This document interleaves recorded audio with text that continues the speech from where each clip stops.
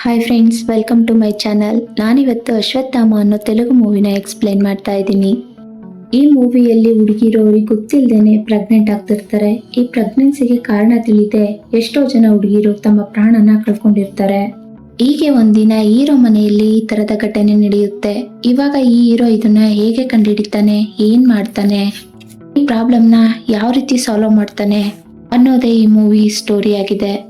ಬನ್ನಿ ಹಾಗಾದ್ರೆ ತಡ ಮಾಡದೆ ಮೂವಿನ ಸ್ಟಾರ್ಟ್ ಮಾಡೋಣ. ಅದಕ್ಕೂ ಮುಂಚೆ ನೀವಿನ್ನೂ ನನ್ನ ಚಾನೆಲ್ನ ಸಬ್ಸ್ಕ್ರೈಬ್ ಮಾಡಿಲ್ಲ ಅಂದ್ರೆ ದಯವಿಟ್ಟು ಸಬ್ಸ್ಕ್ರೈಬ್ ಆಗಿ, ಹಾಗೆ ಪಕ್ಕದಲ್ಲಿರೋ ಬೆಲ್ ಐಕನ್ ಕೂಡ ಪ್ರೆಸ್ ಮಾಡಿ. ಮೂವಿ ಸ್ಟಾರ್ಟಿಂಗ್ ಅಲ್ಲಿ ಒಬ್ಬ ವಯಸ್ಸಾದ ವ್ಯಕ್ತಿ ಕಾರಲ್ಲಿ ಬಂದು ಫಿಶಿಂಗ್ ಮಾಡ್ತಿದ್ದಂತ 4 ಜನರಿಗೆ ಒಂದು ಹುಡುಗಿ ಫೋಟೋನ ಕೊಟ್ಟು ಇವಳೇ ನಮ್ ನೆಕ್ಸ್ಟ್ ಟಾರ್ಗೆಟ್ ಅಂತ ಹೇಳ್ತಾರೆ. ಇವಾಗ ಅದೇ ಹುಡುಗಿ ರೋಡಲ್ಲಿ ಸೈಕಲ್ ತಳ್ಕೊಂಡು ಬರ್ತಿದ್ದಾಳೆ. ಅವಳ ಹಿಂದೆನೆ ಆ 4 ಜನ ಕೂಡ ಬಂದ್ಬಿಟ್ಟು ಅವಳಿಗೆ ಮತ್ಬರೋ ಹಾಗೆ ಮಾಡಿ ಅವಳನ್ನ ಕಿಡ್ನಾಪ್ ಮಾಡ್ತಾರೆ. ಅಲ್ಲಿಗೆ ಈ ಸೀನ್ ಕಟ್ ಆಗಿ ನೆಕ್ಸ್ಟ್ ಸೀನಲ್ಲಿ ನಮಗೆ ಹೀರೋ ಎಂಟ್ರಿನ ತೋರಿಸ್ತಾರೆ. USA ಇಂದ 5 ವರ್ಷಗಳ ನಂತರ ಇಂಡಿಯಾಗೆ ವಾಪಸ್ ಬರ್ತಿದ್ದಾನೆ. ಹೀರೋ ಹೆಸರು ಗಣ. ಇವನ್ ತಂಗಿಗೆ ಮದ್ವೆ ಫಿಕ್ಸ್ ಆಗಿರತ್ತೆ, ಅದಕ್ಕೋಸ್ಕರ ಬಂದಿರ್ತಾನೆ. ಇವನನ್ನ 5 ವರ್ಷದ ನಂತರ ನೋಡಿದ ಫ್ಯಾಮಿಲಿ ಮೆಂಬರ್ಸ್ಗೆ ತುಂಬಾನೇ ಖುಷಿಯಾಗಿರುತ್ತೆ. ಆದ್ರೆ ಗಣ ತಂಗಿ ಪ್ರಿಯಾಗ್ ಮಾತ್ರ ಅವನ ಮೇಲೆ ತುಂಬಾನೇ ಕೋಪ ಇರತ್ತೆ. ಯಾಕೆ ಅಂದ್ರೆ ಗಣ ಪ್ರಿಯಾಗೆ ಹೇಳಿರ್ತಾನೆ, ನಿನ್ನ ಎಂಗೇಜ್ಮೆಂಟಿಗೆ 10 ದಿನ ಮುಂಚೆನೆ ನಾನು ಬರ್ತೀನಿ ಅಂತ. ಆದ್ರೆ ಬಂದಿರೋದಿಲ್ಲ. ಅದಕ್ಕೋಸ್ಕರ ಅವಳು ತುಂಬಾನೇ ಕೋಪ ಮಾಡ್ಕೊಂಡಿರ್ತಾಳೆ. ನಂತರ ಗಣ ಪ್ರಿಯಾ ಹತ್ರ ಹೋಗಿ ಅವಳನ್ನ ಸಮಾಧಾನ ಮಾಡಿ, ನಿನ್ ಮದ್ವೆ ಮುಗಿಯೋವರೆಗೂ ನಾನು ಇಲ್ಲೇ ಇರ್ತೀನಿ ಅಂತ ಹೇಳ್ತಾನೆ. ಹಾಗೆ ಪ್ರಿಯಾ ಒಂದು ವಾಚ್ ಅನ್ನ ತರ ಕೇಳಿರ್ತಾಳೆ.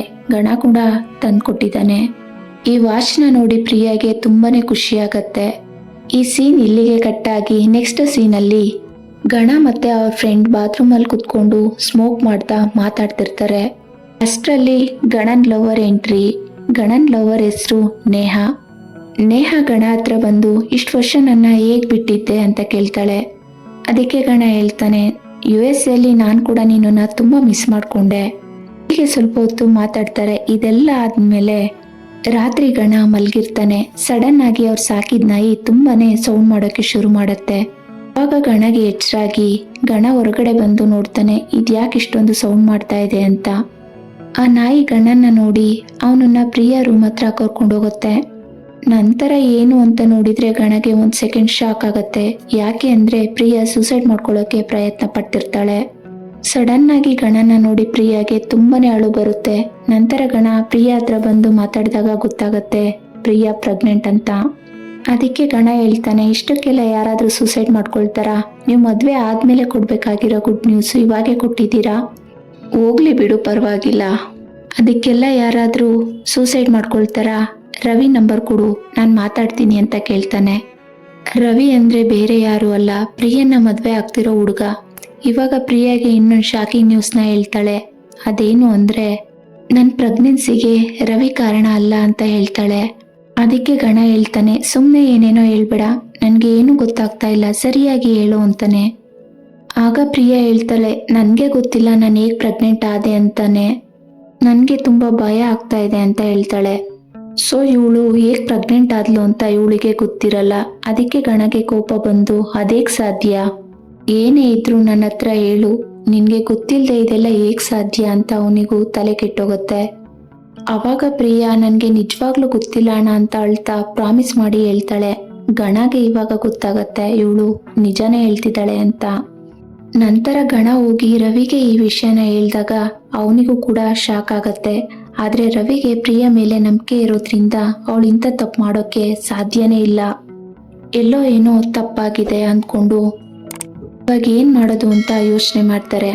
ನಂತರ ಪ್ರಿಯಾ, ಗಣ ಹಾಗೆ ರವಿ ಮರುದಿನ ಬೆಳಗ್ಗೆ ಹಾಸ್ಪಿಟಲ್ಗೆ ಬಂದು ಮಗುನ ತಗ್ಸೋಕೆ ಪ್ಲಾನ್ ಮಾಡ್ತಾರೆ. ಹಾಗೆ ರವಿ ಕೂಡ ಅದಕ್ಕೆ ಸಿಗ್ನೇಚರ್ ಮಾಡ್ತಾನೆ. ಇದು ಮನೆಯಲ್ಲಿ ಯಾರಿಗೂ ಗೊತ್ತಾಗಬಾರ್ದು ಅಂತ ಈ 3 ಜನ ಸೀಕ್ರೆಟ್ನ ಮೇಂಟೈನ್ ಮಾಡ್ತಾರೆ. ಇದೆಲ್ಲ ಮುಗ್ದ ಮೇಲೆ ಗಣ ಬಂದು ಪ್ರಿಯಾಗೆ ಹೇಳ್ತಾನೆ, ಇದನ್ನೆಲ್ಲ ಇಲ್ಲಿಗೆ ಮರ್ತು ಬಿಡು. ರವಿ ಅಂತ ಒಳ್ಳೆ ಹುಡುಗ ಸಿಕ್ಕಿರೋದು ನಮ್ ಪುಣ್ಯ. ನೀನ್ ಅವನ ಜೊತೆ ಲೈಫ್ ಲಾಂಗ್ ಇರ್ಬೇಕು. ಅವನೇ ನಿನ್ನನ್ನ ಅಷ್ಟೊಂದು ನಂಬಿದ್ದಾನೆ. ನೀನೇ ನೋಡ್ದಲ್ಲ, ಸಾಯೋಕ್ಕೆ ಒಂದು ಬಲವಾದ ಕಾರಣ ಬೇಕು, ಆದ್ರೆ ಬದುಕೋಕೆ ನಮ್ಮನ್ನ ತುಂಬಾ ಪ್ರೀತಿ ಮಾಡೋ ಒಂದು ಹೃದಯ ನಮ್ ಜೊತೆ ಇದ್ರೆ ಅಷ್ಟೇ ಸಾಕು. ನೀನ್ ಏನು ಯೋಚನೆ ಮಾಡ್ಬೇಡ, ನಿನ್ಗೆ ಏನಾದ್ರೂ ಆದ್ರೆ ನಾನಂತೂ ಬದುಕಿರಲ್ಲ ಅಂತಾನೆ. ಪ್ರಿಯಾ ಕೂಡ ಇದನ್ನೆಲ್ಲ ಮರೆತು ಹ್ಯಾಪಿಯಾಗಿರ್ತಾಳೆ. ಹಾಗೆ ಅಂದ್ಕೊಂಡ ರೇಟಿಗೆ ಅವರಿಬ್ರು ಮದುವೆ ಕೂಡ ಆಗತ್ತೆ. ಮದುವೆ ಆದ್ಮೇಲೆ ಪ್ರಿಯ ಗಣ ಹತ್ರ ಬಂದು ಹೇಳ್ತಾಳೆ, ನೀನು ಹೇಳ್ದಂಗೆ ನಾನು ರವಿ ಜೊತೆ ಖುಷಿಯಾಗಿರ್ತೀನಿ. ಹಾಗೆ ನಾನೇನು ತಪ್ಪು ಮಾಡಿದೆ, ಅದು ಹೆಂಗೆ ಪ್ರೆಗ್ನೆಂಟ್ ಆದೆ ಅಂತ ನನಗೆ ತುಂಬ ಕನ್ಫ್ಯೂಸ್ ಇದೆ ಅಂತ ಹೇಳ್ತಾಳೆ. ಅದಕ್ಕೆ ಗಣ ಹೇಳ್ತಾನೆ, ಅದ್ರ ಬಗ್ಗೆ ನೀನೇನು ಯೋಚನೆ ಮಾಡಬೇಡ, ನೀನು ಆರಾಮಾಗಿ ಖುಷಿಯಾಗಿರು ಅಂತ ಹೇಳ್ತಾನೆ. ನಂತರ ಡಿಸೈಡ್ ಮಾಡ್ತಾನೆ ಪ್ರಿಯಾ ಹೇಗೆ ಪ್ರೆಗ್ನೆಂಟ್ ಆದ್ಲು, ಅದಕ್ಕೆ ಕಾರಣ ಆದ್ರೂ ಏನು ಅನ್ನೋ ಸೀಕ್ರೆಟ್ನ ಕಂಡುಹಿಡಿಬೇಕು ಅಂತ ಅಂದ್ಕೊಳ್ತಾನೆ. ಅದಕ್ಕೆ ಮೊದಲು ಪ್ರಿಯನ ರೇಗಿಸ್ತಿದ್ದಂತ ಕೆಲವು ಹುಡುಗರ ಬಗ್ಗೆ ಗೊತ್ತಾಗತ್ತೆ. ನಂತರ ಅವ್ರ ಹತ್ರ ಹೋಗಿ ಅವರಿಗೆಲ್ಲ ಚೆನ್ನಾಗಿ ಹೊಡೆದು ವಿಚಾರಿಸಿದಾಗ ಅವ್ರು ಹೇಳ್ತಾರೆ, ನಾವು ಪ್ರಿಯನ ರೇಗಿಸಿದ್ದು ನಿಜ, ಆದ್ರೆ ಅವಳಿಗೆ ನಮ್ಮಿಂದ ಯಾವುದೇ ರೀತಿಯ ತೊಂದರೆ ಆಗಿಲ್ಲ ಅಂತ. ನಂತರ ಗಣ ಪ್ರಿಯ ಕ್ಲೋಸ್ ಫ್ರೆಂಡ್ನ ಮೀಟ್ ಮಾಡ್ತಾನೆ. ಅವಾಗ ಅವನಿಗೆ ಒಂದು ವಿಷಯ ಗೊತ್ತಾಗತ್ತೆ. ಅದೇನು ಅಂದ್ರೆ ಕಾಲೇಜಲ್ಲಿ ಸೀನಿಯರ್ ಒಬ್ಬ ನನ್ನ ಲವ್ ಮಾಡು ಅಂತ ತುಂಬಾ ಟಾರ್ಚರ್ ಮಾಡ್ತಾ ಇದ್ದ ಅಂತ. ನಂತರ ಗಣ ಅವನ ಹತ್ರನೂ ಹೋಗಿ ಅವನಿಗೆ ಹೊಡೆದು ವಿಚಾರಿಸಿದಾಗ ಅವನು ಕೂಡ ಹೇಳ್ತಾನೆ, ನಾನು ಲವ್ ಮಾಡಿದ್ದು ನಿಜ, ಅವಳು ಹಿಂದೆ ಹೋಗಿದ್ದು ನಿಜ, ಆದ್ರೆ ಅವಳು ಇದಕ್ಕೆಲ್ಲ ಕೇರ್ ಮಾಡದೇ ಇದ್ದಾಗ ಸುಮ್ಮನಾಗ್ಬಿಟ್ಟೆ ಅಂತಾನೆ. ಇದಾದ ನಂತರ FP ಯಲ್ಲಿ ಒಬ್ಬ ಪದೇ ಪದೇ ಟಾರ್ಚರ್ ಮಾಡ್ತಾ ಇದ್ದ ಅಂತ ಗೊತ್ತಾಗತ್ತೆ. ನಂತರ ಅವನನ್ನ ಹುಡುಕಿ ಅವನಿಗೂ ಸರಿಯಾಗಿ ಕ್ಲಾಸ್ ತಗೊಂಡಾಗ ಅವನು ಹೇಳ್ತಾನೆ, ನಾನು ಪದೇ ಪದೇ ಮೆಸೇಜ್ ಮಾಡ್ತಿದ್ದು ನಿಜ, ಆದ್ರೆ ನಾನು ಎಷ್ಟೇ ಮೆಸೇಜ್ ಮಾಡಿದ್ರು ಅವಳು ರಿಪ್ಲೈ ಮಾಡದೇ ಇದ್ದದಕ್ಕೆ ನಾನು ಮೆಸೇಜ್ ಮಾಡೋದನ್ನೇ ಸ್ಟಾಪ್ ಮಾಡಿಬಿಟ್ಟೆ ಅಂತಾನೆ. ಹೀಗೆ ಎಲ್ಲ ಕಡೆ ವಿಚಾರಿಸಿದ್ರು ಒಂದು ಕ್ಲೂ ಸಿಗದೆ ಇದ್ದಾಗ ಅವನಿಗೆ ಕೋಪ ಬಂದು ಬಾತ್ರೂಮಲ್ಲಿದ್ದಂಥ ಮಿರರ್ನ ಜೋರಾಗಿ ಹೊಡಿತಾನೆ. ಇದರಿಂದ ಅವನ ಕೈಗೆ ಗಾಯ ಆಗತ್ತೆ. ಹಾಗೆ ಆ ಸೌಂಡ್ಗೆ ಅವ್ರ ತಾಯಿ ಕೂಡ ಓಡ್ ಬರ್ತಾರೆ. ಬಂದು ನೋಡಿದ್ರೆ ಗಣ ಕೈಯಲ್ಲಿ ಬ್ಲಡ್ ಬರ್ತಾ ಇರುತ್ತೆ. ಅದನ್ನು ನೋಡಿ ಅವ್ರ ತಾಯಿ ಅವನನ್ನ ಹಾಸ್ಪಿಟ್ಲಿಗೆ ಕರ್ಕೊಂಡು ಹೋಗ್ತಾರೆ. ನಂತರ ಕೈಗೆ ಡ್ರೆಸ್ಸಿಂಗ್ ಎಲ್ಲ ಮಾಡಿದ್ಮೇಲೆ ಗಣ ಅವ್ರ ಲವರ್ ನೇಹಾ ಹತ್ರ ಫೋನಲ್ಲಿ ಮಾತಾಡ್ಕೊಂಡು ಆಸ್ಪತ್ರೆಯಿಂದ ಹೊರಗೆ ಬರ್ತಿರ್ತಾನೆ. ಅದೇ ಟೈಮ್ಗೆ ಯಾವುದೇ ಒಂದು ಹುಡುಗಿ ಆಸ್ಪತ್ರೆ ಟೆರೋಸ್ ಇಂದ ಕೆಳಗಡೆ ಬಿದ್ದು ಸೂಸೈಡ್ ಮಾಡ್ಕೊಳ್ತಾಳೆ. ಇದನ್ನ ನೋಡಿ ಗಣಗೆ ತುಂಬಾನೇ ಗಾಬರಿ ಆಗತ್ತೆ. ಹಾಗೆ ಆ ಹುಡುಗಿ ಕೈಯಲ್ಲಿ ಒಂದು ಲೆಟರ್ ಕೂಡ ಇರತ್ತೆ. ಆ ಲೆಟರ್ನ ಗಣ ತಗೊಂಡು ಓದೋಕೆ ಶುರು ಮಾಡ್ತಾನೆ. ಆ ಲೆಟರ್ ಅಲ್ಲಿ ಬರ್ದಿರತ್ತೆ, ಆ ಹುಡುಗಿ ಹೆಸರು ಕೀರ್ತಿ. ಅಪ್ಪ ಅಮ್ಮ ನನ್ನನ್ನು ದಯವಿಟ್ಟು ಕ್ಷಮಿಸಿ, ನಾನೇನು ತಪ್ಪು ಮಾಡಿಲ್ಲ, ನನ್ಗೆ ಬಾಯ್ ಫ್ರೆಂಡ್ ಕೂಡ ಇಲ್ಲ, ಆದ್ರೂ ನಾನು ಹೇಗೆ ಪ್ರೆಗ್ನೆಂಟ್ ಆದೆ ಅಂತ ನನ್ಗೆ ಗೊತ್ತಿಲ್ಲ, ನನ್ಗೇನ್ ಮಾಡ್ಬೇಕು ಅಂತ ಗೊತ್ತಾಗದೆ ಹೀಗ್ ಮಾಡ್ಕೊಳ್ತಾ ಇದ್ದೀನಿ ಅಂತ ಬರ್ದಿರತ್ತೆ. ಇದನ್ನ ನೋಡಿ ಇವನಿಗೆ ಪ್ರಿಯಾ ಹೇಳಿದ್ದು ನೆನಪಿಗೆ ಬರುತ್ತೆ. ಅವಳು ಕೂಡ ನಾನು ಹೇಗ್ ಪ್ರೆಗ್ನೆಂಟ್ ಆದೆ ಅಂತ ನನ್ಗೆ ಗೊತ್ತಿಲ್ಲ ಅಂತ ಹೇಳಿರ್ತಾಳೆ. ಇವಾಗ ಸೂಸೈಡ್ ಮಾಡ್ಕೊಂಡಿರೋ ಹುಡುಗಿ ಮೊದಲು ಡಾಕ್ಟರ್ ಹತ್ರ ಹೋಗಿ ರಿಕ್ವೆಸ್ಟ್ ಮಾಡ್ಕೊಂಡಿರ್ತಾಳೆ, ಅಪ್ಪ ಅಮ್ಮಂಗೆ ನನ್ನ ಮುಖ ತೋರ್ಸೋಕೆ ಆಗಲ್ಲ, ಪ್ಲೀಸ್ ಅಬಾರ್ಷನ್ ಮಾಡಿ ಅಂತ ಕೇಳಿರ್ತಾಳೆ. ಆದ್ರೆ ಡಾಕ್ಟರ್ ಹೇಳಿರ್ತಾರೆ, ಅದೆಲ್ಲ ಆಗಲ್ಲ, ಫಸ್ಟ್ ಹೋಗಿ ನಿಮ್ಮ ಅಪ್ಪ ಅಮ್ಮನ್ನ ಕರ್ಕೊಂಡ್ ಬಾ ಅಂತ ಹೇಳಿರ್ತಾಳೆ. ಅದಕ್ಕೆ ಇವಳಿಗೆ ಬೇರೆ ಆಪ್ಷನ್ ಇಲ್ದೆ ಈ ರೀತಿ ಸೂಸೈಡ್ ಮಾಡ್ಕೊಂಡಿರ್ತಾಳೆ. ಇದಾದ್ಮೇಲೆ ಗಣ ಪೊಲೀಸ್ ಸ್ಟೇಷನ್ಗೆ ಹೋಗ್ಬಿಟ್ಟು ವಿಚಾರಿಸಿದಾಗ ಗೊತ್ತಾಗತ್ತೆ, ಇತ್ತೀಚೆಗೆ ತುಂಬಾ ಹುಡುಗಿರು ಮಿಸ್ಸಿಂಗ್ ಆಗ್ತಿರೋ ಕೇಸ್ಗಳು ತುಂಬಾ ರಿಜಿಸ್ಟರ್ ಆಗಿದೆ ಅಂತ. ಹಾಗೆ ಕಾಣೆ ಆಗಿರೋ ಹುಡುಗಿರು ಅಕಸ್ಮಾತ್ ಸಿಕ್ಕಿದ್ರು ಅವ್ರ ಪೇರೆಂಟ್ಸ್ ಬಂದು ನಮ್ಗೆ ಇನ್ಫಾರ್ಮ್ ಮಾಡಲ್ಲ ಅಂತ ಪೊಲೀಸ್ ಅವ್ರು ಹೇಳ್ತಾರೆ. ಹೀಗೆ ಗಣ ಪೊಲೀಸ್ ಅವ್ರ ಹತ್ರ ಮಾತಾಡ್ತಾ ಅವ್ರಿಗೆ ಗೊತ್ತಿಲ್ದೇನೆ ಮಿಸ್ಸಿಂಗ್ ಆಗಿರೋ ಹುಡುಗಿರ್ ಡೀಟೇಲ್ಸ್ನೆಲ್ಲ ಫೋಟೋ ತಗೊಳ್ತಾ ಇರ್ತಾನೆ. ಅದೇ ಟೈಮ್ಗೆ ಮಗಳು ಕಾಣಿಸ್ತಿಲ್ಲ ಅಂತ ಕಂಪ್ಲೇಂಟ್ ಕೊಡೋಕೆ ಬಂದಿದ್ದಂತ ತಂದೆ ತಾಯಿನ ಫಾಲೋ ಮಾಡಿದಾಗ ಅವ್ರ ಮಗಳು ಹಾಸ್ಪಿಟಲ್ ಅಲ್ಲಿ ಇದ್ದಾಳೆ ಅನ್ನೋದು ಸ್ವಲ್ಪ ಹೊತ್ತಿನಲ್ಲೇ ಗೊತ್ತಾಗತ್ತೆ. ನಂತರ ಗಣ ಅವ್ರನ್ನೇ ಫಾಲೋ ಮಾಡ್ಕೊಂಡು ಹೋಗಿ ಡಾಕ್ಟರ್ ಅವ್ರಿಗೆ ಹೇಳೋದನ್ನ ಕೇಳಿಸ್ಕೊಳ್ತಾನೆ. ಅದೇನು ಅಂದ್ರೆ, ನಿಮ್ ಮಗಳು ತಲೆ ತಿರುಗಿ ಬಿದ್ದೋಗಿದ್ದಾಳೆ, ನಿಮ್ ಮಗಳಿಗೆ ಬಾಡಿಯಲ್ಲಿ ಶುಗರ್ ಲೆವೆಲ್ ತುಂಬಾ ಕಡಿಮೆ ಆದ ಕಾರಣ ಹೀಗೆ ಆಗಿದೆ ಅಂತ ಹೇಳ್ತಾರೆ. ನಂತರ ಗಣ ಮಿಸ್ಸಿಂಗ್ ಆಗಿರೋ ಹುಡುಗಿರ ಡೀಟೇಲ್ಸ್ ನ ಕಲೆಕ್ಟ್ ಮಾಡಿದ್ನಲ್ಲ, ಅದ್ರಲ್ಲಿ ಒಂದು ಹುಡುಗಿಗೆ ಫೋನ್ ಮಾಡಿ ವಿಚಾರಿಸಿದಾಗ ಆ ಹುಡುಗಿ ಹೇಳ್ತಾಳೆ, ನಾನು ಒಂದಿನ ಬೀಚ್ ರೋಡ್ ಅಲ್ಲಿ ಹೋಗ್ತಿದ್ದೆ, ಅವಾಗ ನನ್ಗೆ ಸಡನ್ ಆಗಿ ತಲೆ ಸುತ್ತು ಬಂದು ಬಿದ್ದೋದೆ, ನಂತರ ಎಚ್ಚರ ಆದ್ಮೇಲೆ ನೋಡಿದ್ರೆ ಆಸ್ಪತ್ರೆಯಲ್ಲಿ ಇದ್ದೆ ಅಂತಾಳೆ. ನೆಕ್ಸ್ಟ್ ಗಣ ಸೂಸೈಡ್ ಮಾಡ್ಕೊಂಡ ಕೀರ್ತಿ ಮನೆಗೆ ಹೋಗ್ತಾನೆ. ಆದ್ರೆ ಅವಾಗ ಅವ್ರ ಪೇರೆಂಟ್ಸ್ ಸರಿಯಾಗಿ ರೆಸ್ಪಾನ್ಸ್ ಮಾಡಲ್ಲ. ನಂತರ ಅಲ್ಲೇ ಇದ್ದ ಡಾಕ್ಟರ್ ಫೈಲ್ ನ ನೋಡಿ ಇದೇನು ಅಂತ ಕೇಳಿದಾಗ 3 ತಿಂಗಳ ಹಿಂದೆ ಕೀರ್ತಿ ತಲೆ ತಿರುಗಿ ಬಿದ್ದಾಗ ಯಾರೋ ಅವಳನ್ನ ಆಸ್ಪತ್ರೆಗೆ ಸೇರ್ಸಿದ್ರು ಅಂತ ಇದರಿಂದ ಗೊತ್ತಾಗತ್ತೆ. ಮನೆಗೆ ಬಂದು ಅವ್ರ ತಾಯಿ ಹತ್ರ ನಾನು US ಅಲ್ಲಿ ಇದ್ದಾಗ ಪ್ರೀ ಹಾಸ್ಪಿಟ್ಲಿಗೆ ಸೇರ್ಸಿದ್ವಿ ಅಂತ ಹೇಳಿದ್ರಿ ಅಲ್ವಾ, ಅವಳಿಗೆ ಏನಾಗಿತ್ತು ಅಂತ ಸೇರ್ಸಿದ್ರಿ ಅಂತ ಕೇಳ್ತಾನೆ. ಅದಕ್ಕೆ ಗಣ ತಾಯಿ ಹೇಳ್ತಾರೆ, ದೊಡ್ಡದೇನು ಇಲ್ಲ, ಹಾಗೆ ತಲೆ ತಿರುಗಿ ಬಿದ್ದಿದ್ಲು, ಅದಕ್ಕೆ ಸೇರ್ಸಿದ್ವಿ ಅಷ್ಟೇ ಅಂತ ಹೇಳ್ತಾರೆ. ಇದನ್ನ ಕೇಳಿಸ್ಕೊಂಡ ಗಣ ಇದ್ರ ಬಗ್ಗೆ ತುಂಬಾ ಕಡೆ ವಿಚಾರಿಸಿ ನೋಡಿ ಎಲ್ಲ ಡೀಟೇಲ್ಸ್ ಕಲೆಕ್ಟ್ ಮಾಡಿದಾಗ ಗೊತ್ತಾಗತ್ತೆ, ಈ ತರ ಪ್ರಕರಣಗಳು ತುಂಬಾ ನಡೆದಿವೆ ಅಂತ. ಹುಡುಗಿಯರು ತಲೆ ಸುತ್ತಿ ಬಿದ್ದಾಗ ಯಾರೋ ಕರ್ಕೊಂಡೋಗಿ ಆಸ್ಪತ್ರೆಗೆ ಸೇರಿಸ್ತಾರೆ. ಇದಾದ ಕೆಲವೇ ತಿಂಗಳುಗಳಲ್ಲಿ ಅವ್ರು ಪ್ರೆಗ್ನೆಂಟ್ ಆಗ್ತಾರೆ. ಈ ವಿಷಯನ ಮನೆಗೆ ಹೇಳೋಕಾಗದೆ ತುಂಬಾ ಹುಡುಗಿರು ಸೂಸೈಡ್ ಮಾಡ್ಕೊಳ್ತಿದ್ದಾರೆ. ಇದ್ರಲ್ಲಿ ಸೇಫ್ ಆಗಿ ಉಳ್ಕೊಂಡಿರೋದು ಗಣ ತಂಗಿ ಪ್ರಿಯ ಮಾತ್ರ. ಇವಾಗ ಇವರು ತಲೆ ತಿರುಗಿ ಬಿದ್ದಾಗ ಇವ್ರನ್ನೆಲ್ಲ ಯಾರ ಹಾಸ್ಪಿಟ್ಲಿಗೆ ಸೇರಿಸ್ತಿದ್ರು ಅನ್ನೋದು ಗೊತ್ತಾದ್ರೆ ಮಾತ್ರ ಏನಾದ್ರೂ ಲೀಡ್ ಸಿಗತ್ತೆ. ಈ ರೀತಿ ಬಿದ್ದ ಹುಡ್ಗಿರ್ನ ಹಾಸ್ಪಿಟ್ಲಿಗೆ ಆಂಬುಲೆನ್ಸ್ ಅಲ್ಲೇ ಕರ್ಕೊಂಡ್ ಬರ್ತಿದ್ರು ಅಂತ ಗೊತ್ತಾಗತ್ತೆ. ಆ ಹುಡ್ಗಿರ್ನ ಆಂಬುಲೆನ್ಸ್ ಅಲ್ಲಿ ಕರ್ಕೊಂಡು ಬಂದವ್ರ ಬಗ್ಗೆ ಡೀಟೇಲ್ಸ್ ಬೇಕು ಅಂತ ಡಾಕ್ಟರ್ ಹತ್ರ ಕೇಳಿದ್ರೆ ಅವ್ರು ಡೀಟೇಲ್ಸ್ ಕೊಡಲ್ಲ ಅಂತಾರೆ. ಇದನ್ನ ನಾವು ಪೊಲೀಸ್ ಅವ್ರಿಗೆ ಮಾತ್ರ ಕೊಡೋದು ಅಂತ ಹೇಳ್ತಾರೆ. ಇಲ್ಲಿ ಎಷ್ಟು ಜನ ಹುಡುಗಿರು ಸೂಸೈಡ್ ಮಾಡ್ಕೊಂಡಿರ್ತಾರೋ ಅವರೆಲ್ಲ ತನ್ ಪ್ರೆಗ್ನೆಂಟ್ ಅಂತ ಗೊತ್ತಾದ್ಮೇಲೆ ಸೂಸೈಡ್ ಮಾಡ್ಕೊಂಡಿರ್ತಾರೆ. ಸೊ ಈ ವಿಷಯ ಬೇರೆಯವ್ರಿಗೆ ಗೊತ್ತಾದ್ರೆ ನಮ್ಮ ಮಾನ ಮರ್ಯಾದೆ ಹೋಗುತ್ತೆ ಅಂತ ಅಂದ್ಕೊಂಡು ಯಾವ ಪೇರೆಂಟ್ಸ್ ಕೂಡ ಕಂಪ್ಲೇಂಟ್ ಕೊಟ್ಟಿರೋದಿಲ್ಲ. ಅದಕ್ಕೆ ಪೊಲೀಸ್ ಅವ್ರು ಕೂಡ ಈ ವಿಷಯದ ಬಗ್ಗೆ ಅಷ್ಟು ಎಂಕ್ವೈರಿ ಮಾಡಿರೋದಿಲ್ಲ. ಇವಾಗ ಗಣ ಇದನ್ನ ಹೇಗಾದ್ರೂ ಮಾಡಿ ಕಂಡುಹಿಡಿಬೇಕು ಅಂತ ಅಂದ್ಕೊಂಡು ಬೇರೆ ಬೇರೆ ರೀತಿಯಲ್ಲಿ ಡೀಟೇಲ್ಸ್ ನ ಕಲೆಕ್ಟ್ ಮಾಡ್ಕೊಳ್ತಿರ್ತಾನೆ. ಇವಾಗ ಹುಡುಗಿರಿಗೆ ಮತ್ತು ಬರೋ ಹಾಗೆ ಮಾಡಿ ಹಾಸ್ಪಿಟಲ್ಗೆ ಸೇರಿಸ್ತಿರೋದು ಈ 4 ಜನ ಫಿಶರ್ ಮ್ಯಾನ್ಗಳು.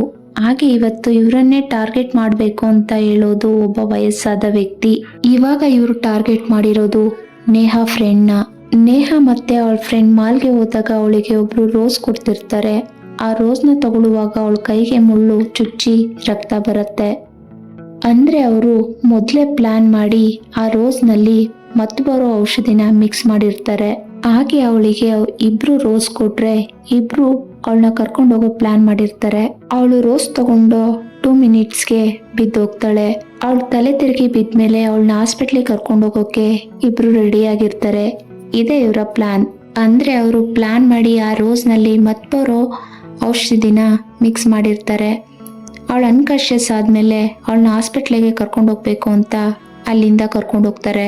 ಅವಳನ್ನ ಅಲ್ಲಿಂದ ಕರ್ಕೊಂಡು ಹೋದ್ಮೇಲೆ ನೇಹಾ ಗಣಗೆ ಕಾಲ್ ಮಾಡಿ ತನ್ನ ಫ್ರೆಂಡ್ ಶ್ರುತಿ ಮಾಲ್ಗೆ ಬಂದಾಗ ಅನ್ಕಾನ್ಶಿಯಸ್ ಆಗಿ ಬಿದ್ಲು. ಹಾಗೆ ಅವಳನ್ನ ಹಾಸ್ಪಿಟಲ್ಗೆ ಕರ್ಕೊಂಡು ಹೋದ್ರು ಅಂತ ನಡೆದದ್ನೆಲ್ಲ ಹೇಳ್ತಾಳೆ. ನಂತರ ಗಣ ಅಲ್ಲಿಗೆ ಬರ್ತಾನೆ. ಅವಾಗ ನೇಹಾ ಹೇಳ್ತಾಳೆ ಅವಳು ಬಿದ್ದ ತಕ್ಷಣ ಯಾರೋ 4 ಜನ ಬಂದು ಆಂಬುಲೆನ್ಸ್ ನಲ್ಲಿ ಹಾಸ್ಪಿಟ್ಲಿಗೆ ಕರ್ಕೊಂಡು ಹೋದ್ರು. ಹಾಗೆ ಆ ಆಂಬುಲೆನ್ಸ್ ಮೇಲಿದ್ದ ಹಾಸ್ಪಿಟಲ್ನ ಹೆಸರನ್ನ ಗಣಗೆ ಹೇಳ್ತಾಳೆ. ನಂತರ ಗಣ ಹಾಸ್ಪಿಟಲ್ನ ಟೆಕ್ನಿಕಲ್ ಡಿಪಾರ್ಟ್ಮೆಂಟಿಗೆ ಹೋಗಿ ಅವ್ರ ಹತ್ರ ಇರೋ ಆಂಬುಲೆನ್ಸ್ ಎಲ್ಲ ಇವಾಗ ಯಾವ್ಯಾವ ಲೊಕೇಶನ್ ಅಲ್ಲಿ ಇದಾವೆ ಅಂತ ಟ್ರ್ಯಾಕ್ ಮಾಡಿಸ್ತಾನೆ. ಮಾಲ್ ಪಕ್ಕನೆ ಸಮುದ್ರ.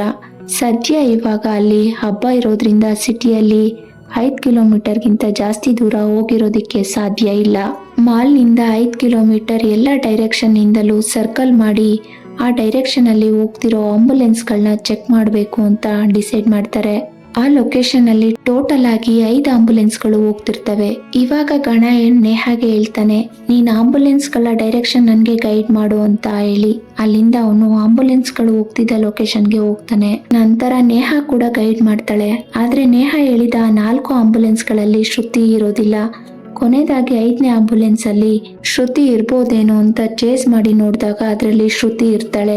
ಆ 4 ಜನ ಫಿಶರ್ ಮ್ಯಾನ್ಗಳೇ ಅವಳನ್ನ ಕಿಡ್ನಾಪ್ ಮಾಡ್ತಿರ್ತಾರೆ. ನಂತರ ಗಣ ಅವರಿಗೆಲ್ಲ ಚೆನ್ನಾಗಿ ಹೊಡೆದು ಇದ್ರ ಬಗ್ಗೆ ವಿಚಾರಿಸಿದಾಗ ಹೇಳ್ತಾರೆ. ಹಾಗೆ ಪ್ರಿಯ ಫೋಟೋನು ಕೂಡ ತೋರಿಸಿ ಕೇಳ್ತಾನೆ ಈ ಹುಡುಗಿನ ನೀವೇ ಕಿಡ್ನಾಪ್ ಮಾಡಿದ್ದ ಅಂತ. ಅವಾಗ ಅವರೆಲ್ಲ ಹೌದು ನಾವೇ ಕಿಡ್ನಾಪ್ ಮಾಡಿದ್ದು, ನಂತರ ಬಿಟ್ಬಿಟ್ವಿ ಅಂತ ಹೇಳ್ತಾರೆ. ಮತ್ತೆ ಹೊಡೆದು ಇದನ್ನೆಲ್ಲ ಯಾರು ಮಾಡಿಸ್ತಿರೋದು ಅಂತ ಕೇಳ್ತಾನೆ. ಆದ್ರೆ ಅವ್ರು ಯಾರು ಬಾಯ್ ಬಿಡೋದಿಲ್ಲ. ಇವಾಗ ಹಬ್ಬ ಇರೋದ್ರಿಂದ ಅಲ್ಲಿ ತುಂಬಾ ಜನ ಸೇರಿರ್ತಾರೆ. ಆ ಜನಗಳ ಗುಂಪಲ್ಲಿ ಅವರು ಗಣನಿಂದ ಹೇಗೋ ತಪ್ಪಿಸ್ಕೊಂಡು ಹೋಗ್ತಾರೆ. ಇವಾಗ ಗಣಗೆ ಗೊತ್ತಾಗತ್ತೆ ಇದ್ರ ಹಿಂದೆ ಬೇರೆ ಯಾರೋ ಒಬ್ಬ ದೊಡ್ಡ ವ್ಯಕ್ತಿನೇ ಇದ್ದಾನೆ ಅಂತ. ನಂತರ ಶ್ರುತಿನ ಸೇವ್ ಮಾಡಿ ಹಾಸ್ಪಿಟಲ್ಗೆ ಅಡ್ಮಿಟ್ ಮಾಡ್ತಾನೆ. ನೆಕ್ಸ್ಟ್ ಸೀನ್ ಅಲ್ಲಿ ನಮ್ಗೆ ಮನೋಜ್ ಎಂಬ ಆಟೋಪ್ಸಿ ಡಾಕ್ಟರ್ನ ತೋರಿಸ್ತಾರೆ. ಸಂಜೆ 6 ಗಂಟೆ ನಂತರ ಪೋಸ್ಟ್ ಮಾರ್ಟಮ್ ಮಾಡಬಾರ್ದು, ಆದ್ರೆ ಸತ್ತಿರೋದು ಒಬ್ಬ ಜಡ್ಜ್ ಮಗಳು ಅಂತ ಗೊತ್ತಾದ್ಮೇಲೆ ಪೋಸ್ಟ್ ಮಾರ್ಟಮ್ ಮಾಡೋಕೆ ಶುರು ಮಾಡ್ಕೊಳ್ತಾನೆ. ಇವನು ಒಂಥರ ಸೈಕೋ ಆಗಿರ್ತಾನೆ. ಯಾಕೆ ಅಂದ್ರೆ ಇವನು ಆ ಡೆಡ್ ಬಾಡಿ ಜೊತೆಗೂ ಇಂಟಿಮೇಟ್ ಆಗ್ತಾನೆ. ಈ ವಿಷಯ ಅವನ್ ಫ್ರೆಂಡ್ಗೆ ಗೊತ್ತಾದ್ಮೇಲೆ ಅವನಿಗೂ ಗಾಬರಿ ಆಗತ್ತೆ. ಹಾಗೆ ಅವನ್ ಕೂಡ ಅವನಿಗೆ ಬೈತಾನೆ. ಹಾಗೆ ಅವನ್ ಫ್ರೆಂಡ್ ಅಂದ್ಕೊಳ್ತಾನೆ ಇವನೊಬ್ಬ ನರರೂಪದ ರಾಕ್ಷಸ ಅಂತ. ಇದಾದ್ಮೇಲೆ ನೆಕ್ಸ್ಟ್ ಸೀನ್ ಅಲ್ಲಿ ನಮ್ಗೆ ತೋರಿಸ್ತಾರೆ ಗಣಗೆ ಹುಡುಗಿರ್ನ ಕಿಡ್ನಾಪ್ ಮಾಡ್ತಿರೋದು ಈ 4 ಜನ ಫಿಶರ್ ಮ್ಯಾನ್ಗಳೇ ಅಂತ ಗೊತ್ತಾಗಿ ಅವ್ರ ಬಗ್ಗೆ ವಿಚಾರಿಸಿದಾಗ ಅಲ್ಲಿರೋರು ಹೇಳ್ತಾರೆ ಆ 4 ಜನ 2 ದಿನಗಳಿಂದ ಕೆಲ್ಸಕ್ಕೆ ಬಂದಿಲ್ಲ. ಈ ವಿಷಯ ಇವನಿಗೆ ಗೊತ್ತಾಗತ್ತೆ. ಈ ಸೀನ್ ಇಲ್ಲಿಗೆ ಕಟ್ಟಾಗಿ ನೆಕ್ಸ್ಟ್ ಸೀನಲ್ಲಿ ನಮಗೆ ಆ 4 ಜನ ಫಿಶರ್ ಮ್ಯಾನ್ಗಳ ಜೊತೆ ಹುಡುಗಿರ್ ಫೋಟೋನ ಕೊಡ್ತಿದ್ದಂತ ವಯಸ್ಸಾದ ವ್ಯಕ್ತಿನ ತೋರಿಸ್ತಾರೆ. ಇವರೆಲ್ಲ ಡಾಕ್ಟರ್ ಮನೋಜ್ ಮನೆಗೆ ಬರ್ತಿರ್ತಾರೆ. ಈ 4 ಜನರನ್ನ ಗಣ ಹಿಡಿಯೋಕೆ ಟ್ರೈ ಮಾಡಿದ್ದು ಗೊತ್ತಾಗಿ ಇವ್ರನ್ನ ಬಿಟ್ರೆ ನನ್ನ ಬಗ್ಗೆ ಗೊತ್ತಾಗತ್ತೆ ಅಂತ ಮನೋಜ್ ಥಿಂಕ್ ಮಾಡ್ತಾನೆ. ಅಂದ್ರೆ ಇದ್ರಿಂದ ಇರೋ ವ್ಯಕ್ತಿನೇ ಮನೋಜ್. ಈ ಡಾಕ್ಟರ್ ಮನೋಜ್ ಪ್ಲಾನ್ ಏನು ಅಂದ್ರೆ ಇವನಿಗೆ ಇಷ್ಟ ಆಗಿರೋ ಹುಡುಗಿರ್ ಫೋಟೋನ ತಗೊಂಡು ಆ ವಯಸ್ಸಾದ ವ್ಯಕ್ತಿಗೆ ಕೊಟ್ಟು ಅವ್ರ ಡೀಟೇಲ್ಸ್ನ ಕಲೆಕ್ಟ್ ಮಾಡಕ್ ಹೇಳ್ತಾನೆ. ಡೀಟೇಲ್ಸ್ ಎಲ್ಲ ಕಲೆಕ್ಟ್ ಆದ್ಮೇಲೆ ಆ ವಯಸ್ಸಾದ ವ್ಯಕ್ತಿ ಆ 4 ಜನ ಫಿಶರ್ ಮ್ಯಾನ್ಗಳಿಗೆ ಆ ಹುಡುಗಿ ಫೋಟೋ ಕೊಟ್ಬಿಟ್ಟು ಕಿಡ್ನಾಪ್ ಮಾಡೋದಿಕ್ಕೆ ಹೇಳ್ತಾರೆ. ನಂತರ ಈ ಫಿಶರ್ ಮ್ಯಾನ್ಗಳು ಆ ಹುಡುಗಿರ್ಗೆ ಯಾವುದೋ ರೀತಿಯಲ್ಲಿ ಮತ್ತು ಬರೋ ಮೆಡಿಸನ್ನ ಕೊಟ್ಟು ನಂತರ ಅವ್ರನ್ನ ಕಿಡ್ನಾಪ್ ಮಾಡ್ತಾರೆ. ಆಮೇಲೆ ಆ ಹುಡುಗಿರ್ನ ಮನೋಜ್ ಇರೋ ಜಾಗಕ್ಕೆ ಕರ್ಕೊಂಡು ಬರ್ತಾರೆ. ನಂತರ ಅನ್ಕಾನ್ಶಿಯಸ್ ಆಗಿರೋ ಹುಡುಗಿರ್ ಮೇಲೆ ಮನೋಜ್ ಅತ್ಯಾಚಾರ ಮಾಡ್ತಾನೆ. ಇದಾದ್ಮೇಲೆ ಆ 4 ಜನ ಫಿಶರ್ ಮ್ಯಾನ್ಗಳು ಆ ಹುಡುಗಿರ್ನ ಮನೋಜ್ ಕೆಲಸ ಮಾಡ್ತಿರುವ ಹಾಸ್ಪಿಟ್ಲಿಗೆ ಕರ್ಕೊಂಡೋಗ್ತಾರೆ. ಕರ್ಕೊಂಡೋಗಿ ಈ ಹುಡುಗಿ ತಲೆ ತಿರುಗಿ ಬಿದ್ದಿದ್ದಾಳೆ ಅಂತ ಹೇಳಿ ಅಡ್ಮಿಟ್ ಮಾಡ್ತಾರೆ. ಇನ್ನು ಕೆಲ ಟೈಮಲ್ಲಿ ಯಾರಿಗೂ ಸಹ ಡೌಟ್ ಬರಬಾರ್ದು ಅಂತ ಬೇರೆ ಹಾಸ್ಪಿಟ್ಲಲ್ಲೂ ಅಡ್ಮಿಟ್ ಮಾಡಿರ್ತಾರೆ. ಈ ವಿಷಯ ಆ ಹುಡುಗಿರ್ಗೆ ಗೊತ್ತಾಗದೆ ಕೆಲವು ತಿಂಗಳುಗಳಲ್ಲಿ ಪ್ರೆಗ್ನೆಂಟ್ ಆಗಿ ಇದನ್ನ ಹೇಳೋಕ್ಕಾಗದೆ ಸೂಸೈಡ್ ಮಾಡ್ಕೊಳ್ತಿರ್ತಾರೆ. ಇದೇ ರೀತಿ ಗಣ ತಂಗಿ ಪ್ರಿಯಾಗೂ ಕೂಡ ಆಗಿರತ್ತೆ. ಅದಕ್ಕೆ ಅವಳು ಕೂಡ ಸೂಸೈಡ್ ಮಾಡ್ಕೊಳ್ಳೋಕೆ ಹೋಗಿರ್ತಾಳೆ. ಇವಾಗ ಈ 4 ಜನ ಫಿಶರ್ ಮ್ಯಾನ್ಗಳು ಸಿಗಾಕೊಂಡ್ರೆ ಈ ಡಾಕ್ಟರ್ ಮನೋಜ್ ಕೂಡ ಸಿಗಾಕಿಕೊಳ್ತಾನೆ ಅಂತ ಇವ್ರನ್ನೆಲ್ಲ ಊಟಕ್ಕೆ ಕರೆಯೋ ರೀತಿ ಕರೆದು ಪ್ಲಾನ್ ಮಾಡಿ ಇವ್ರನ್ನೆಲ್ಲ ಸಾಯಿಸ್ತಾನೆ. ಇನ್ನೊಂದ್ ಕಡೆ ಗಣ ಬೀಚ್ ಹತ್ರ ಬಂದಾಗ ಒಂದು ಬೋಟಲ್ಲಿ ಆರ್ ರಾಜಮ್ಮ ಅಂತ ಬರ್ತಿರೋದ್ನ ನೋಡಿ ಅವನಿಗೆ ಒಂದು ವಿಷಯ ನೆನಪಾಗತ್ತೆ. ಅದೇನು ಅಂದ್ರೆ ಆ 4 ಜನ ಫಿಶರ್ ಮ್ಯಾನ್ಗಳಲ್ಲಿ ಒಬ್ಬನ ಎದೆ ಮೇಲೆ ಇದೇ ರೀತಿಯ ಹೆಸರು ಟ್ಯಾಟು ಇರುತ್ತೆ. ನಂತರ ಅವ್ರನ್ನ ಹುಡ್ಕೊಂಡು ಹೋದಾಗ ಆ ಮಹಿಳೆ ಹೇಳ್ತಾರೆ ಅವರು ಮೊನ್ನೆ ರಾತ್ರಿಯಿಂದನೂ ಮನೆಗೆ ಬಂದಿಲ್ಲ ಅಂತ ಹೇಳ್ತಾರೆ. ನಂತರ ಗಣ ಅವ್ರ ಮನೆ ಒಳಗಡೆ ಹೋಗಿ ಸರ್ಚ್ ಮಾಡಿದಾಗ ಪ್ರಿಯ ವಾಚ್ ಅವನಿಗೆ ಸಿಗತ್ತೆ. ಅವಾಗ ಗಣಗೆ ಕನ್ಫರ್ಮ್ ಆಗತ್ತೆ ಪ್ರಿಯನ ಕಿಡ್ನಾಪ್ ಮಾಡಿರೋದು ಇವ್ರೆ. ಆಮೇಲೆ ಅಲ್ಲಿಂದ ವಾಪಸ್ ಬರ್ತಾನೆ. ಆ ವಾಚ್ನ ತಗೊಂಡು ಹೋಗಿ ರಾಖಿ ಹಬ್ಬದ ದಿನ ಮತ್ತೆ ವಾಪಸ್ಸು ಪ್ರಿಯಂಗೆ ಕೊಡ್ತಾನೆ. ಆದ್ರೆ ಅದು ಎಲ್ಲಿ ಹೇಗ್ ಸಿಕ್ತು ಅಂತ ಮಾತ್ರ ಹೇಳಲ್ಲ. ಇದ್ರ ಮಧ್ಯ ಗಣ ತನ್ನ ಲವರ್ ನೇಹನ್ನ ತುಂಬಾನೇ ಅವಾಯ್ಡ್ ಮಾಡಿರ್ತಾನೆ. ಇದೇ ವಿಷಯಕ್ಕೆ ಇವರಿಬ್ರು ಮಧ್ಯೆ ಮಾತುಕತೆ ಆದಾಗ ಗಣ ಆಗಿರೋದನ್ನೆಲ್ಲ ಹೇಳ್ತಾನೆ. ಇದ್ರ ಬಗ್ಗೆ ಎಂಕ್ವೈರಿ ಮಾಡ್ತಾ ನಿನ್ಗೆ ಟೈಮ್ ಕೊಡೋಕೆ ಆಗ್ತಿಲ್ಲ ಅಷ್ಟೇ ಅಂತ ಹೇಳ್ತಾನೆ. ಇದನ್ನ ಕೇಳಿ ನೇಹಾಗೆ ಶಾಕ್ ಆಗತ್ತೆ. ನಂತರ ಇದಕ್ಕೆ ನಾನು ಕೂಡ ಹೆಲ್ಪ್ ಮಾಡ್ತೀನಿ ಅಂತಾಳೆ. ನೆಕ್ಸ್ಟ್ ಸೀನಲ್ಲಿ ಒಂದು ಹುಡುಗಿ ಮಾಲ್ನಿಂದ ಹೊರಗಡೆ ಬರ್ತಿರುವಾಗ ಒಬ್ಬ ವ್ಯಕ್ತಿ ಬಂದು ಈ ಪರ್ಫ್ಯೂಮ್ನ ತಗೊಳ್ಳಿ ಅಂತ ಫೋರ್ಸ್ ಮಾಡ್ತಿರ್ತಾನೆ. ಅದಕ್ಕೋಸ್ಕರ ಅವಳು ಆ ಪರ್ಫ್ಯೂಮ್ನ ತಗೊಳ್ತಾಳೆ. ನೆಕ್ಸ್ಟ್ ಡೇ ನೋಡಿದ್ರೆ ಅವಳು ಕಿಡ್ನಾಪ್ ಆಗಿರ್ತಾಳೆ. ಈ ವಿಷಯನ ನ್ಯೂಸ್ ಅಲ್ಲಿ ಪ್ರಚಾರ ಮಾಡ್ತಿರ್ತಾರೆ. ಈ ನ್ಯೂಸ್ನ ನೇಹಾ ನೋಡಿ ಗಣಗೆ ಕಾಲ್ ಮಾಡಿ ಹೇಳ್ತಾಳೆ. ನಂತರ ಗಣ ಆ ಹುಡುಗಿ ಮನೆ ಹತ್ರ ಹೋಗಿ ವಿಚಾರಿಸಿದಾಗ ಆ ಹುಡುಗಿ ಕಾಣೆಯಾಗಿ 6 ಅವರ್ಸ್ ಆಗಿದೆ. ಹಾಗೆ ಆ ಹುಡುಗಿ ಕಾರು ವೈಜಾಗ್ಸ್ ಹತ್ರ ಸಿಕ್ಕಿದೆ ಅನ್ನೋದು ಗೊತ್ತಾಗತ್ತೆ. ತಕ್ಷಣ ಅವನು ಆ ಜಾಗಕ್ಕೆ ಹೋಗ್ತಾನೆ. ನಂತರ ನೇಹಾಗೆ ಕಾಲ್ ಮಾಡಿ ನೀನ್ ಇವಾಗ ಕಾಣೆಯಾಗಿರುವ ಹುಡುಗಿ ಮನೆಗೆ ಹೋಗಿ ನಾನು ಅವಳ ಫ್ರೆಂಡ್ ಅಂತ ಹೇಳಿ ಮನೆ ಒಳಗೆ ಹೋಗಿ ಏನಾದ್ರೂ ಸರ್ಚ್ ಮಾಡಿ ಏನಾದ್ರೂ ಕ್ಲೂ ಸಿಗ್ಬೋದು ಅಂತ ಹೇಳ್ತಾನೆ. ಹಾಗೆ ಅವಳ ಲ್ಯಾಪ್ಟಾಪ್ ಅಲ್ಲಿರೋ ಫೋಟೋಸ್ನ ನನಗೆ ಕಳಿಸು, ಇದರಿಂದ ಏನಾದ್ರೂ ಹೆಲ್ಪ್ ಆಗ್ಬೋದು, ಇದನ್ನೆಲ್ಲ ಆದಷ್ಟು ಬೇಗ ಟ್ರೈ ಮಾಡು ಅಂತ ಹೇಳ್ತಾನೆ. ನೇಹಾ ಕೂಡ ಹಾಗೆ ಮಾಡ್ತಾಳೆ. ಆದ್ರೆ ಅವಳ ಮನೆಗೆ ಹೋದ್ಮೇಲೆ ಗೊತ್ತಾಗತ್ತೆ ಅವಳು ಐಫೋನ್ ಯೂಸ್ ಮಾಡ್ತಾ ಇದ್ಲು ಅಂತ. ನಂತರ ಈ ವಿಷಯನ ಗಣಗೆ ಕಾಲ್ ಮಾಡಿ ಹೇಳಿದಾಗ ಅವನು ಹೇಳ್ತಾನೆ ಓಕೆ ಐಫೋನ್ ಯೂಸ್ ಮಾಡಿದ್ರೆ ಅವ್ರು ಖಂಡಿತ ಬ್ಯಾಕಪ್ಗೋಸ್ಕರ ಐಪ್ಯಾಡ್ ಏನಾದ್ರೂ ಯೂಸ್ ಮಾಡಿರ್ತಾರೆ, ನೀನು ಅಲ್ಲೇ ಎಲ್ಲಾದ್ರೂ ಒಂದ್ಸಲ ಚೆಕ್ ಮಾಡು, ಲ್ಯಾಪ್ಟಾಪ್ ಇದೆಯಾ ಅಂತ ಹೇಳ್ತಾನೆ. ಸದ್ಯ ಅಲ್ಲೇ ಒಂದು ಲ್ಯಾಪ್ಟಾಪ್ ಇರುತ್ತೆ. ಆದ್ರೆ ಎಷ್ಟೇ ಪಾಸ್ವರ್ಡ್ ಹೊಡೆದ್ರೂ ಲ್ಯಾಪ್ಟಾಪ್ ಮಾತ್ರ ಓಪನ್ ಆಗಲ್ಲ, ರಾಂಗ್ ಪಾಸ್ವರ್ಡ್ ಅಂತ ತೋರ್ಸತ್ತೆ. ನಂತರ ಗಣ ಥಿಂಕ್ ಮಾಡಿ ಸೌಮ್ಯಳ ಇನ್ಸ್ಟಾಗ್ರಾಮ್ನ ಓಪನ್ ಮಾಡ್ತಾನೆ. ಅದರಲ್ಲಿ ಸೌಮ್ಯ ಅವಳು ಸಾಕು ನಾಯಿ ಜೊತೆ ತುಂಬಾ ಫೋಟೋಸ್ನ ಹಾಕಿರ್ತಾಳೆ. ಆ ನಾಯಿ ಹೆಸರು ಜಸ್ಟಿನ್. ಇದೇ ಏನಾದ್ರೂ ಪಾಸ್ವರ್ಡ್ ಆಗಿರ್ಬೋದಾ ಅಂತ ಹೇಳಿ ಒಂದ್ಸಲ ಟೈಪ್ ಮಾಡು ಅಂತ ಹೇಳ್ತಾನೆ. ಅದೇ ಸರಿಯಾದ ಪಾಸ್ವರ್ಡ್ ಆಗಿರತ್ತೆ. ನಂತರ ಅದರಲ್ಲಿರೋ ಫೋಟೋಸ್ನೆಲ್ಲ ನೇಹಾ ಗಣಗೆ ಕಳಿಸ್ತಾಳೆ. ನೇಹಾ ಕಳಿಸಿರೋ ಅಷ್ಟು ಫೋಟೋಗಳಲ್ಲಿ ಒಂದೇ ಒಂದು ಸೆಲ್ಫಿಯಲ್ಲಿ ಆ ವಯಸ್ಸಾದ ವ್ಯಕ್ತಿ ಇರೋದನ್ನ ನೋಡ್ತಾನೆ. ನಂತರ ಸೌಮ್ಯ ಕೊನೆದಾಗಿ ಹೋಗಿದ್ದ ಸೂಪರ್ ಮಾರ್ಕೆಟ್ನ CCTV ಫುಟೇಜ್ನ ಚೆಕ್ ಮಾಡಿ ನೋಡ್ತಾನೆ. ಅದರಲ್ಲಿ ಸೌಮ್ಯಗೆ ಯಾರೋ ಪರ್ಫ್ಯೂಮ್ ಕೊಟ್ಟಿರೋದು ಗೊತ್ತಾಗತ್ತೆ. ಅವನ ಬಗ್ಗೆ ವಿಚಾರಿಸಿದಾಗ ಅವನು ಇಲ್ಲೇ ಸಿಗ್ನಲ್ ಅಲ್ಲಿ ಹೂ ಮಾರ್ತಿರ್ತಾನೆ ಅಂತ ಗೊತ್ತಾಗತ್ತೆ. ಅವನ ಹತ್ರ ಹೋಗಿ ವಿಚಾರಿಸಿದಾಗ ಅವನು ಹೇಳ್ತಾನೆ, ಒಬ್ಬ ವಯಸ್ಸಾದ ವ್ಯಕ್ತಿ ಬಂದು ನನ್ಗೆ ತುಂಬಾ ಸುಸ್ತಾಗ್ತಾ ಇದೆ, ನೀನ್ ನನ್ಗೆ ಒಂದು ಹೆಲ್ಪ್ ಮಾಡ್ತೀಯಾ, ಈ ಪರ್ಫ್ಯೂಮ್ ನ ಸೇಲ್ ಮಾಡ್ಕೊಡ್ತೀಯಾ ಅಂತ ಕೇಳಿ 50 ರೂಪಾಯಿ ಕೊಟ್ರು. ಅದಕ್ಕೆ ನಾನು ಹೋಗಿ ಆ ಹುಡುಗಿಗೆ ಆ ಪರ್ಫ್ಯೂಮ್ ನ ಕೊಟ್ಟೆ ಅಂತ ಹೇಳ್ತಾನೆ. ಅದಕ್ಕೆ ಗಣ ಆ ವಯಸ್ಸಾದ ವ್ಯಕ್ತಿ ಫೋಟೋನ ತೋರಿಸಿ ಇವ್ರೇನಾ ಅಂತ ಕೇಳ್ತಾನೆ. ಅದಕ್ಕೆ ಆ ವ್ಯಕ್ತಿ ಹೌದು ಸರ್ ಇವ್ರೆ ಅಂತ ಹೇಳ್ತಾನೆ. ಇವಾಗ ಗಣ ಅಂದ್ಕೊಳ್ತಾನೆ ಇವನನ್ನ ಇಟ್ರೆ ಎಲ್ಲಾ ವಿಷಯಗಳು ಗೊತ್ತಾಗತ್ತೆ ಅಂತ. ನೆಕ್ಸ್ಟ್ ಸೀನ್ ಅಲ್ಲಿ ನಮ್ಗೆ ಮನೋಜ್ನ ತೋರಿಸ್ತಾರೆ. ಮನೋಜ್ ಏನ್ ಮಾಡಿರ್ತಾನೆ ಅಂದ್ರೆ ಸೌಮ್ಯನ ಕಿಡ್ನಾಪ್ ಮಾಡಿದ ತಕ್ಷಣ ಅವಳ ಮೇಲೆ ಅತ್ಯಾಚಾರ ಮಾಡಿರ್ತಾನೆ. ನಂತರ ಅವಳಿಗೆ ಎಚ್ಚರ ಆಗತ್ತೆ. ಅವಾಗ ಮನೋಜ್ಗೆ ಭಯ ಶುರು ಆಗತ್ತೆ. ಇವಳೇನಾದ್ರೂ ಹೊರಗಡೆ ಹೋದ್ರೆ ನನ್ ಬಗ್ಗೆ ಗೊತ್ತಾಗತ್ತೆ ಅಂದ್ಕೊಂಡು ಅವಳನ್ನ ಸಾಯಿಸ್ಬಿಡ್ತಾನೆ. ಇದನ್ನ ನೋಡಿ ಮನೋಜ್ ಫ್ರೆಂಡ್ ಹೇಳ್ತಾನೆ, ನೀನು ದೊಡ್ಡ ತಪ್ಪು ಮಾಡಿದೀಯಾ, ಇಷ್ಟು ದಿನ ಹುಡುಗಿರ್ನ ಕಿಡ್ನಾಪ್ ಮಾಡಿಸಿ ನಂತರ ಅತ್ಯಾಚಾರ ಮಾಡಿ ಹಾಸ್ಪಿಟಲ್ಗೆ ಸೇರಿಸ್ತಿದ್ದೆ, ಅದಕ್ಕಾಗಿ ನಿನ್ ಬಗ್ಗೆ ಯಾರಿಗೂ ಏನೂ ಗೊತ್ತಾಗಿಲ್ಲ, ಇವಾಗ ಕೊಲೆನೆ ಮಾಡಿದೀಯಾ, ಖಂಡಿತವಾಗಿ ನೀನು ಸಿಕ್ಕಾಕೊಳ್ತೀಯಾ ಅಂತ ಹೇಳ್ತಾರೆ. ಅದಕ್ಕೆ ಮನೋಜ್ ತಲೆ ಕೆಡಿಸ್ಕೊಳ್ದೆ ಆ ವಯಸ್ಸಾದ ವ್ಯಕ್ತಿಗೆ ಆ ಬಾಡಿನ ಪೊಲೀಸ್ ಸ್ಟೇಷನ್ ಹತ್ರ ಹಾಕಿ ಬಾ ಅಂತ ಹೇಳ್ತಾನೆ. ನಂತರ ಪೊಲೀಸ್ ಮನೋಜ್ನ ಮೀಟ್ ಆಗಿ ಸೌಮ್ಯ ಅನ್ನೋ ಹುಡುಗಿನ ಯಾರೋ ಕೊಲೆ ಮಾಡಿ ಪೊಲೀಸ್ ಸ್ಟೇಷನ್ ಮುಂದೆನೆ ಹಾಕಿದ್ದಾರೆ. ಇವಾಗ ಆ ಬಾಡಿನ ನೀವೇ ಪೋಸ್ಟ್ ಮಾರ್ಟಮ್ ಮಾಡ್ಬೇಕು ಅಂತಾರೆ. ಅದಕ್ಕೆ ಮನೋಜ್ ಕೂಡ ಒಪ್ಕೊಳ್ತಾನೆ. ಒಪ್ಕೊಂಡ ನಂತರ ಒಳಗಡೆ ಬಂದು ಫ್ರೆಂಡ್ ಹತ್ರ ಮಾತಾಡ್ತಾನೆ, ಈ ಸಿಟಿಯಲ್ಲಿ ಯಾರೇ ಸತ್ರು ನಾನೇ ಪೋಸ್ಟ್ ಮಾರ್ಟಮ್ ಮಾಡಬೇಕು, ಇವಾಗಾದ್ರೂ ಗೊತ್ತಾಯ್ತಾ, ನಾನು ಯಾವುದೇ ಕಾರಣಕ್ಕೂ ಸಿಗಾಕೊಳ್ಳಲ್ಲ ಅಂತೇಳಿ ಪೋಸ್ಟ್ ಮಾರ್ಟಮ್ ಮಾಡೋದಿಕ್ಕೆ ಹೋಗ್ತಾನೆ. ಪೋಸ್ಟ್ ಮಾರ್ಟಮ್ ಆದ್ಮೇಲೆ ಮೀಡಿಯಾಗೆ ಬಂದು ಹೇಳಿಕೆ ಕೊಡ್ತಾನೆ, ಯಾರೋ ನರರೂಪದ ರಾಕ್ಷಸ ಆ ಕಿಲ್ಲರ್ ಸೌಮ್ಯಗೆ ತುಂಬಾನೇ ಟಾರ್ಚರ್ ಕೊಟ್ಟು ಸಾಯಿಸಿದ್ದಾನೆ, ಆದಷ್ಟು ಬೇಗ ಅವನನ್ನ ಹಿಡೀರಿ ಅಂತ ಹೇಳ್ತಾನೆ. ಇದನ್ನ ಗಣ ಹಾಗೆ ನೇಹ ಕೂಡ ನೋಡ್ತಿರ್ತಾರೆ. ಇವಾಗ ಗಣಗೆ ಗೊತ್ತಿರುವ ವಿಷಯನೆಲ್ಲ ನೇಹಾಗೆ ಹೇಳ್ತಾನೆ.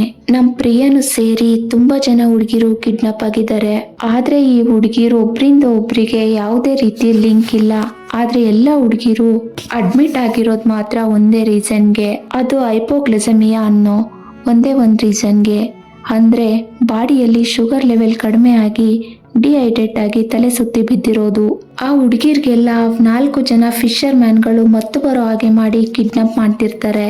ಇದೇ ಹುಡುಗಿನ ಕಿಡ್ನಾಪ್ ಮಾಡುವಂತ ಡೀಟೇಲ್ಸ್ ಕೊಡೋದು ಒಬ್ಬ ವಯಸ್ಸಾದ ವ್ಯಕ್ತಿ. ಈ ವಯಸ್ಸಾದ ವ್ಯಕ್ತಿಗೆ ಹೇಳೋಕೆ ಬೇರೆ ವ್ಯಕ್ತಿ ಇದ್ದಾನೆ, ಅವನೇ ಈ ಹುಡುಗಿರೆಲ್ಲ ಪ್ರೆಗ್ನೆಂಟ್ ಆಗೋಕೆ ಕಾರಣ ಅಂತ ಹೇಳ್ತಾನೆ.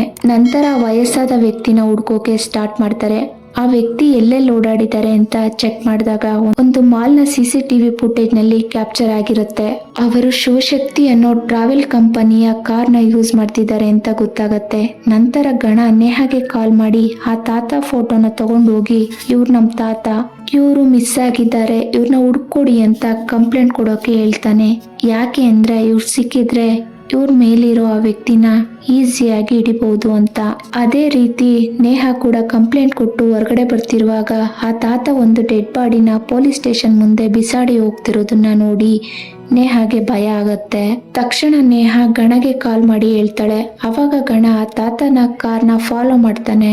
ಇದು ಆ ತಾತಗೆ ಗೊತ್ತಾಗಿ ಅವ್ರ ತಕ್ಷಣ ಮನೋಜ್ಗೆ ಕಾಲ್ ಮಾಡಿ ಹೇಳ್ತಾರೆ. ಅವಾಗ ಮನೋಜ್ ಇವ್ರೇನಾದ್ರೂ ಸಿಕ್ಕಾಕೊಂಡ್ರೆ ನನ್ ಕತೆ ಮುಗೀತು ಅಂತ ಹೇಳಿ ಆ ತಾತನ ಒಂದ್ ಜಾಗಕ್ಕೆ ಬರೋಕೆ ಹೇಳ್ತಾರೆ. ಮನೋಜ್ ಹೇಳಿರೋ ಜಾಗಕ್ಕೆ ಆ ತಾತ ಬಂದ ನಂತರ ಆ ತಾತ ಇದ್ದ ಕಾರ್ ಮೇಲೆ ಒಂದು ಕಂಟೈನರ್ ಬಾಕ್ಸ್ ನ ಬೀಳ್ಸಿ ಅವ್ರನ್ನ ಸಾಯಿಸ್ತಾನೆ. ಇವಾಗ ಇದನ್ನ ನೋಡಿ ಗಣಗೆ ತುಂಬಾನೇ ಶಾಕ್ ಆಗತ್ತೆ. ಹಾಗೆ ಪುಡಿಯಾಗಿದ್ದ ಕಾರ್ ನಲ್ಲಿ ಗಣಗೆ ಒಂದು ವಿಸಿಟಿಂಗ್ ಕಾರ್ಡ್ ಸಿಗತ್ತೆ. ಅದ್ರಲ್ಲಿ ಆ ತಾತ ಡ್ರೈವ್ ಮಾಡ್ತಿದ್ದ ಕಾರ್ ನ ಡೀಟೇಲ್ಸ್ ಇರತ್ತೆ. ಆ ವಿಸಿಟಿಂಗ್ ಕಾರ್ಡ್ ನಲ್ಲಿರೋ ಅಡ್ರೆಸ್ಗೆ ಹೋಗಿ ವಿಚಾರಿಸಿದಾಗ ಆ ಗ್ಯಾರೇಜ್ ನವನು ಹೇಳ್ತಾನೆ, ಈ ಕಾರ್ ಡಾಕ್ಟರ್ ಮನೋಜ್ ಅವ್ರದ್ದು ಅಂತ. ಇವಾಗ ಗಣಗೆ ಗೊತ್ತಾಗತ್ತೆ ಇದಕ್ಕೆಲ್ಲ ಅವನೇ ಕಾರಣ ಅಂತ. ಅದಕ್ಕೆ ಗಣ ಡೈರೆಕ್ಟ್ ಆಗಿ ಡಾಕ್ಟರ್ ಮನೋಜ್ ಮನೆಗೆ ಹೋಗ್ತಾನೆ. ಇವನನ್ನ ನೋಡಿ ಮನೋಜ್ಗೆ ಗಾಬರಿ ಆಗತ್ತೆ. ನಾವಿಷ್ಟೊತ್ತು ಮನೋ ಫ್ರೆಂಡ್ ಅನ್ಕೊಂಡಿದ್ವಲ್ಲ, ಅವರು ಅವನ ಫ್ರೆಂಡ್ ಅಲ್ಲ, ಬದಲಿಗೆ ಅವ್ರ ತಂದೆ. ಅವ್ರ ಮನೋಜ್ಗೆ ಬೆಲ್ಟಿಂದ ಹೊಡಿತಿರ್ತಾರೆ. ನಾನು ನಿನ್ಗೆ ಅವತ್ತಿಂದ ಹೇಳ್ತಿದ್ದೀನಿ, ನನ್ನ ಮಾತು ಕೇಳ್ದ ನೀನು ಅಂತ ಹೇಳಿ ಸರಿಯಾಗಿ ಹೊಡಿತಿದ್ದಾರೆ. ಜೊತೆಗೆ ನಮ್ಗೆ ಒಂದು ಫ್ಲಾಶ್ ಬ್ಯಾಕ್ ನ ತೋರಿಸ್ತಾರೆ. ಮನೋಜ್ ಚಿಕ್ಕ ವಯಸ್ಸಿನಲ್ಲೇ ಅವ್ರ ಮನೇಲಿ ಕೆಲಸ ಮಾಡ್ತಿದ್ದ ಒಬ್ಬ ವ್ಯಕ್ತಿ ಮಗಳ ಮೇಲೆ ಅತ್ಯಾಚಾರ ಮಾಡಿರ್ತಾನೆ. ಇದರಿಂದ ಅವ್ರ ತಂದೆಗೆ ಕೋಪ ಬಂದು ಯಾವ ತಂದೆನೂ ಕೂಡ ಮಾಡ್ದಂತ ಒಂದು ಕೆಲ್ಸನ ಮಾಡಿರ್ತಾರೆ. ಅದೇನು ಅಂದ್ರೆ ತಪ್ಪು ಮಾಡಿದ್ರೆ ಯಾವುದೇ ರೀತಿಯ ಎವಿಡೆನ್ಸ್ ನ ಬಿಡಬಾರ್ದು ಅಂತ ಹೇಳಿಕೊಟ್ಟಿರ್ತಾರೆ. ಅದಕ್ಕೆ ಮನೋಜ್ ಆ ಅತ್ಯಾಚಾರ ಮಾಡಿದ ಹುಡುಗಿನ ಜೊತೆಗೆ ಅವ್ರ ಅಮ್ಮನ್ನು ಕೂಡ ಸಾಯಿಸಿರ್ತಾನೆ. ಸಾಯಿಸಿದ ನಂತರ ಅವ್ರ ತಂದೆ ಹತ್ರ ಬಂದು ಹೇಳ್ತಾನೆ, ನೋಡಿ ಅಪ್ಪ, ನಾನಿವಾಗ ಯಾವುದೇ ರೀತಿಯ ಎವಿಡೆನ್ಸ್ನ ಬಿಟ್ಟಿಲ್ಲ. ಇವಾಗ ನಾನು ಈ ಕೆಲಸ ಮಾಡಿರೋದನ್ನ ನೋಡಿರೋದು ನೀವು ಮಾತ್ರ. ಅದಕ್ಕೆ ಇವಾಗ ನೀವು ಇರಬಾರ್ದು ಅಂತ ಅವರನ್ನು ಕೂಡ ಸಾಯಿಸ್ತಾನೆ. ನಂತರ ಅವ್ರ ಜೊತೆಲೇ ಇದ್ದ ಈ ತಾತಂಗೆ ವಾರ್ನಿಂಗ್ ಮಾಡ್ತಾನೆ, ನಿನ್ನನ್ನ ಸಾಯಿಸಿದ್ರೆ ನನ್ನನ್ನ ಯಾರು ನೋಡ್ಕೊಳ್ತಾರೆ, ಅದಕ್ಕೆ ನಿಮ್ಮನ್ನ ಬಿಟ್ಟಿದ್ದೀನಿ. ಅಕಸ್ಮಾತ್ ಈ ವಿಷಯನ ನೀನ್ ಯಾರಿಗಾದ್ರೂ ಹೇಳಿದ್ರೆ ನಿನ್ಗೂ ಹೀಗೆ ಮಾಡ್ತೀನಿ ಅಂತ ಹೇಳಿರ್ತಾನೆ. ಹಾಗೆ ನಾನು ಇನ್ಮೇಲೆ ಮಾಡೋ ಕೆಲ್ಸಕ್ಕೆ ನೀನ್ ಹೆಲ್ಪ್ ಮಾಡ್ಬೇಕು ಅಂತಾನು ಹೇಳಿರ್ತಾನೆ. ಇದನ್ನ ಕೇಳಿ ತಾತಗೆ ಭಯ ಆಗಿರತ್ತೆ. ಅವತ್ತಿಂದ ಇವನು ಯಾವ ಹುಡ್ಗಿನ ಹೇಳ್ತಾನೋ ಆ ಹುಡ್ಗಿನ ಆ 4 ಜನ ಫಿಶರ್ ಮ್ಯಾನ್ಗಳಿಗೆ ಹೇಳಿ ಕಿಡ್ನಾಪ್ ಮಾಡಿಸಿರ್ತಾನೆ. ಇವಾಗ ಪ್ರೆಸೆಂಟ್ ಅವ್ರ ತಂದೆ ಜೊತೆಲೇ ಇದ್ದಾರೆ ಅಂತ ಮನೋಜ್ ಭ್ರಮೆಯಲ್ಲೇ ಇರ್ತಾನೆ. ಆದ್ರೆ ರಿಯಾಲಿಟಿ ಅವ್ರ ತಂದೆ ಸತ್ತೋಗಿ ತುಂಬಾ ವರ್ಷಗಳೇ ಆಗಿರತ್ತೆ. ಇವಾಗ ಗಣ ಮನೋಜ್ಗೆ ಸರಿಯಾಗಿ ಹೊಡೆದು ಅವನನ್ನ ಸಾಯಿಸ್ಬಿಡ್ತಾನೆ. ಇಲ್ಲಿಗೆ ಈ ಮೂವಿ ಮುಗಿಯುತ್ತೆ. ಈ ಮೂವಿ ನಿಮ್ಗೆಲ್ಲ ಇಷ್ಟ ಆಗಿದ್ರೆ ಒಂದು ಲೈಕ್ ಮಾಡಿ. ಹಾಗೆ ಇದೇ ರೀತಿ ಇಂಟ್ರೆಸ್ಟಿಂಗ್ ಮೂವಿಗಳಿಗೋಸ್ಕರ ನನ್ನ ಚಾನಲ್ನ ಸಬ್ಸ್ಕ್ರೈಬ್ ಮಾಡಿ.